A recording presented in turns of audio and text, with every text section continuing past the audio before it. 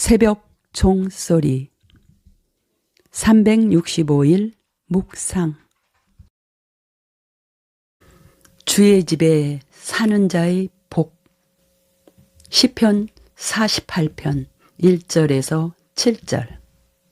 여호와는 위대하시니 우리 하나님의 성 거룩한 산에서 극진히 찬양 받으시리로다. 1절.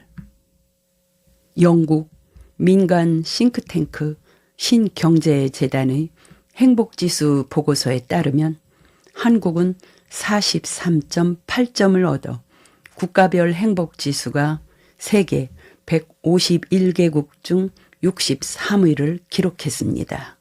가장 행복한 나라로는 중미의 소국 코스타리카가 뽑혔고 이어 베트남이 2위를 차지했으며 미국은 105위에 그쳐 GDP 등 국가 경제 순위와 행복지수가 아무 상관관계가 없는 것으로 나타났습니다. 여러분은 지금 행복하십니까? 어떤 사람이 행복한 사람일까요? 어떻게 하면 행복한 삶을 살아갈 수 있을까요?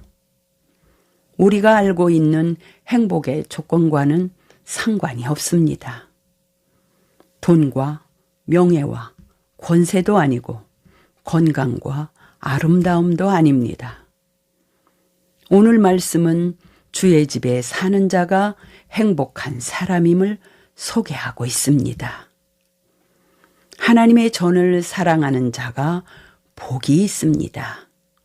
신약 시대에 하나님의 전은 예배당 건물을 말하는 것이 아니라 하나님의 선택과 부름을 받고 같은 신앙을 고백하는 공동체를 의미합니다. 그 공동체 가운데 하나님이 함께 하심으로 아름다운 교회를 이루어가는 것입니다. 오늘날의 교회도 하나님의 영광이 임하시는 교회가 되어야 하고 하나님을 위해서 세워지는 교회가 되어야지 개인의 욕심을 채우기 위한 사교장이 되어서는 안 됩니다. 교회는 하나님이 거하시는 전이며 하나님의 영광을 위해서 존재하는 곳입니다. 그 공동체를 사랑하고 사모하며 기도하는 자가 복 있는 자입니다.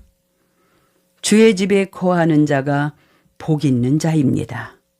교회에 나와서 예배를 드리고 있다는 자체가 복입니다. 건강하고 평안해야 올 수 있으며 믿음이 있어야 올 수 있기 때문입니다. 그러니 성전에 나올 수 있다는 자체가 복입니다. 택함받고 부름받은 자만이 올 수 있지. 그렇지 않으면 몇 번은 올 수 있지만 계속 오기는 쉽지 않습니다. 그 마음에 시온의 대로가 있는 자가 복된 자입니다. 그 사람의 마음에 시온, 즉 하나님을 만나는 곳을 향하여 활짝 열려 있는 자가 복이 있습니다.